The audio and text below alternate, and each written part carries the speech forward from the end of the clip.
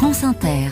Le journal des Outre-mer, à présent, il est 5h13. Bonjour José-Emmanuel Lamarque. Bonjour Mathilde Munoz. Des soignants vont être envoyés en renfort au centre hospitalier de Mayotte, alors que l'île fait face à un manque structurel de médecins. Effectivement, face aux besoins récurrents de personnel, notamment dans le service des urgences, l'ARS, l'Agence régionale de santé et le CHM, le centre hospitalier de Mayotte, unissent leurs forces pour tenter de maintenir une offre de soins acceptable sur le territoire du département 101. Il faut dire que les professionnels de santé de métropole sont peu enclins à venir travailler dans ce département de l'océan Indien qui connaît de nombreuses difficultés sociales et sécuritaires. Mais le manque de médecins sur l'île n'est toutefois pas récent, Mayotte étant le plus grand désert médical de France. L'île comptait 86 médecins généralistes et spécialistes pour 100 000 habitants en 2021, contre 339 dans l'Hexagone.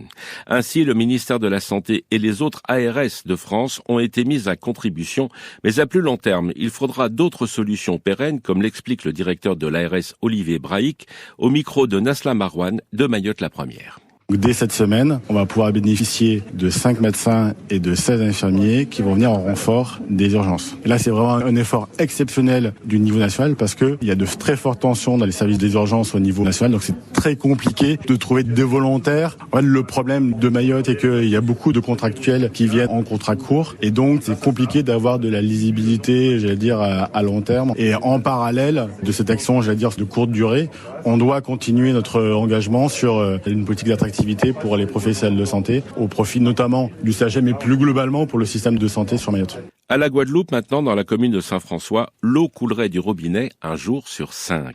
Une triste réalité vécue par les habitants de cette commune située au sud-est de la Grande Terre. Pour eux, la naissance du nouveau syndicat de gestion et d'assainissement des eaux n'aurait donc pas changé grand-chose. Ce serait même plutôt pire qu'avant, comme l'explique Christian Deliga, porte-parole de l'association Balance ton Siag, joint par Peggy Robert de Guadeloupe la Première. Cette dégradation, elle provient du fait que des travaux qui devraient être faits tardent à être faits, pour des raisons administratives sans doute. Il y a les appels d'offres à lancer, il y a des procédures. Maintenant, il existe aussi des procédures d'urgence. Le préfet est en mesure, lui, d'intervenir pour mettre en place des procédures d'urgence, pas forcément un plan hors sec comme ça avait été fait, mais pour accélérer les appels d'offres notamment, pour aussi choisir des entreprises qui sont en mesure de travailler. Pour les recherches de fuites, il y a eu 4 entreprises de retenue pour rechercher et réparer les fuites. 2 des 4 marchés passés ont été dénoncés parce que les entreprises étaient incompétentes. Mais alors, qui était incompétent ? Les entreprises d'une part, mais aussi ceux qui ont passé les marchés, qui n'ont pas pris l'assurance que ces entreprises étaient capables de faire les travaux. C'est ça qu'on dénonce. On verrait que les élus qui font partie de ce syndicat interviennent, tapent du poing sur la table, fassent le nécessaire pour que les Guadeloupéens aient enfin de l'eau un jour. Enfin Mathilde, toujours aux Antilles, des chercheurs de l'Université des Antilles ont démontré que les appareils électroménagers étaient fortement attaqués par la corrosion du cuivre contenu dans le sulfure d'hydrogène émis par les algues brunes, c'est-à-dire les algues sargasses en décomposition échouées sur les plages de Guadeloupe et de Martinique.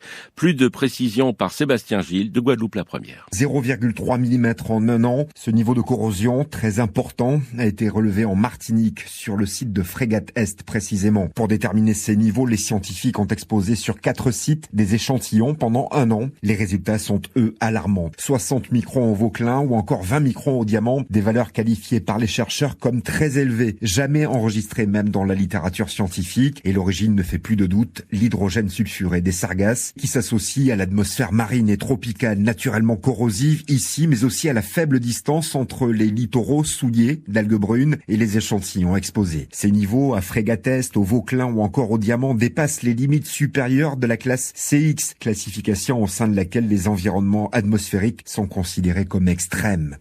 Voilà Mathilde Munoz, c'était le journal des Outre-mer. Je vous retrouve demain pour les chroniques littorales. Bonne journée. À demain, José-Emmanuel Lamarque.